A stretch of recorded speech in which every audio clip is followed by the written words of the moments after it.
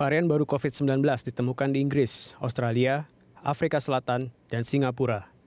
Fakta ini mengungkap kalau varian baru COVID-19 memiliki ketahanan terhadap semua musim dan tidak terbatas secara geografis. Anggapan kalau virus corona akan hilang di iklim hangat menjadi anggapan yang kurang tepat. Adanya varian baru membuktikan kalau virus corona bisa bermutasi. Karena itu, masyarakat harus meningkatkan kewaspadaan diri dan tetap disiplin dalam menjalankan protokol kesehatan. Berdasarkan penelitian, virus corona varian baru membuat penularan menjadi lebih cepat, tetapi belum ada data kalau varian baru virus corona menyebabkan tingkat keparahan yang lebih dibandingkan varian sebelumnya. Kehadiran varian baru virus corona harus diterjemahkan secara positif oleh masyarakat. Pendeteksian dini bisa menjadi langkah awal agar varian baru virus corona tidak masuk ke wilayah Indonesia. Selain itu, adanya varian baru ini bisa memberikan pembaruan terhadap proses pemeriksaan PCR, sehingga produsen mesin PCR bisa melakukan modifikasi agar bisa meningkatkan akurasi hasil tes. Tim Liputan Berita 1. Pemirsa, varian baru COVID-19 ditemukan, ancaman pandemi belum terhindarkan. Kemunculan varian baru virus corona di sejumlah negara menguak fakta kalau virus ini tidak hilang pada musim tertentu dan juga tidak terbatas secara geografis. Dan untuk membahas mengenai fenomena varian baru COVID-19 ini sudah terhubung bersama kami Direktur Lembaga Biologi Molekuler Eijkman, Profesor Amin Subandrio. Selamat siang, Prof. Amin. Selamat siang, Mbak. Sehat ya, Prof ya? Alhamdulillah. Alhamdulillah. Sehat selalu. Baik, dan selanjutnya juga telah terhubung dengan ahli epidemiologi Griffith University Australia, Diki Budiman. Selamat siang, Pak Diki. Selamat sore waktu Brisbane, Mbak Julita, Prof. Amin. Apa kabar di sana, Pak Diki? Alhamdulillah, baik-baik. Baik. Saya ke Prof. Amin dulu. Dari Eijkman sendiri, melihat adanya temuan baru varian virus corona ini yang disebut B117, apakah memang ini membuktikan bahwa virus corona masih terus bermutasi, Prof? Ya, kita mesti mengetahui bahwa virus ini seperti juga virus yang lain, setiap kali dia berreplikasi atau memperbanyak diri, maka secara acak dia akan melakukan mutasi. Ya, dari mutasi itu kemudian akan terjadi seleksi yang menjadi lebih lemah tentu akan tereliminasi, yang kuat kemudian akan survive atau menjadi lebih fit dengan lingkungannya. Jadi virus ini akan tetap mutasi baik yang di Inggris maupun yang di benua lain termasuk Indonesia. Ya, jadi ini bukan berarti bahwa virus baru saja bermutasi. Kita sudah mendengar isunya yang kuat sejak Januari yang lalu, mutasi D614G misalnya, itu baru ditemukan 1 atau 2, tapi kemudian dalam waktu 2 bulan kemudian, bulan Maretnya sudah mencapai 1.000 kasus, 1.000 isolat, kemudian dalam bulan-bulan berikutnya meningkatnya luar biasa. Dan saat ini mutasi D614G itu sudah mencapai lebih dari 80% dari virus-virus yang diisolasi. Nah, yang terjadi di Inggris ini diamati memang ada beberapa mutasi yang terjadi sekaligus di protein S. Ya. Nah, itu yang kemudian menarik perhatian para ilmuwan dan juga para epidemiologis yang menyebabkan mereka ingin tahu apakah ini menyebabkan meningkatnya penularan, meningkatnya jumlah orang yang bisa tertular, atau meningkatkan berat ringannya penyakit, atau menyebabkan virusnya lebih sulit untuk diobati, termasuk apakah kemudian juga lebih mudah menyerang anak-anak. Ya, jadi perubahan-perubahan itu terus diamati. Sekali lagi, terjadinya mutasi itu tidak hanya bisa terjadi di Inggris, tapi juga di belahan dunia lainnya. Baik, apa yang terjadi di Indonesia sendiri? Mutasi seperti apa sih dari virus corona ini, Prof?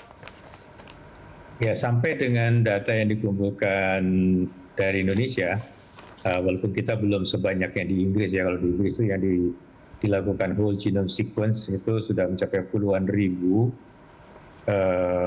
artinya 10% dari semua virus yang diisolasi sudah di sequence. Sedangkan di Indonesia baru mencapai sekitar 125 yang sudah dilaporkan, tapi 115 yang dikonfirm sebagai lengkap.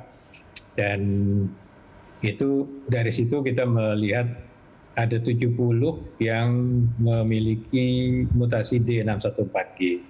Tapi sampai dengan September itu belum ada isolat yang memiliki mutasi seperti varian baru yang dari Inggris.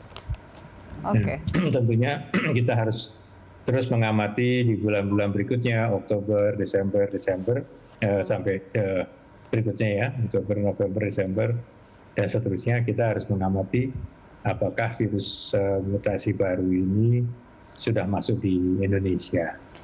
Apakah memang semakin fit dengan lingkungan si virus ini bisa dibilang semakin berbahaya? Tidak selalu. Jadi ini hanya menunjukkan bahwa virus itu memang lebih mudah masuk, ya, lebih bisa menyesuaikan dengan lingkungan barunya, ya. Artinya tadi saya setuju dengan istilahnya deh, lebih fit untuk lingkungan barunya, tetapi tidak selalu menyebabkan gejala penyakit yang lebih berat. Baik. Saya ke Pak Diki, bagaimana dengan hasil pengamatan Anda, Pak Diki, sejauh ini? Apakah memang virus corona ini begitu cepat bermutasi dan menunjukkan indikasi semakin berbahaya atau seperti apa? Sejauh ini melihat karakter dari pandemi COVID-19 ini, kita lihat bahwa ya sebagaimana pandemi sebelumnya yang karakter disebabkan oleh virus, mutasi ini sangat perlu dicermati, sehingga tiap negara sangat perlu memperkuat surveillance-nya. Di sini ahli epidemiolog dengan virolog, ya, dengan terutama surveillance-nya itu termasuk di sini adalah harus ada surveillance genomik ini yang akan memberikan informasi pada para epidemiolog yang memberikan masukan pada pemerintah terkait pengendalian pandeminya, karena ini berkaitan dengan perubahan-perubahan strategi yang bisa misalnya harus diperkuat ataupun ada beberapa hal yang harus diperketat. Nah, ini yang terjadi saat ini dari katakanlah September, saat ini sudah kurang lebih 14 negara yang mendeteksi keberadaan, dan saat ini sebelum ini saya dapat WhatsApp, Taiwan juga mulai akan menutupnya. Jadi hampir dalam waktu dua bulanan ini begitu cepat, dan bagaimana yang tadi disampaikan Prof. Amin, yang D614G itu juga kan mendominasi. Ini akan juga mendominasi. Tapi yang perlu sekali diperhatikan dan dicermati oleh setiap negara adalah terutama diantisipasi, walaupun memang tidak menyebabkan keparahan, ya, artinya derajat parahnya sama dengan strain sebelumnya, tapi dia lebih efektif menginfeksi. Artinya jumlah orang sakit akan jauh lebih banyak. Jumlah orang sakit akan jauh lebih banyak juga membebani fasilitas kesehatan. Ini yang harus direspon, yang harus diantisipasi. Walaupun sebetulnya tidak membuat orang itu jadi lebih parah, tapi kolapsnya vaskes ini yang harus dihindari. Ini yang kaitan dengan strategi pengendalian yang harus segera direspon. Kenapa harus diperketat dan diantisipasi ini supaya fasilitas kesehatan kita nggak kolaps gitu. Itu yang saat ini mulai dirasakan oleh UK atau terutama di UK dulu ya, yang mulai lebih awal mengalami lonjakan ini.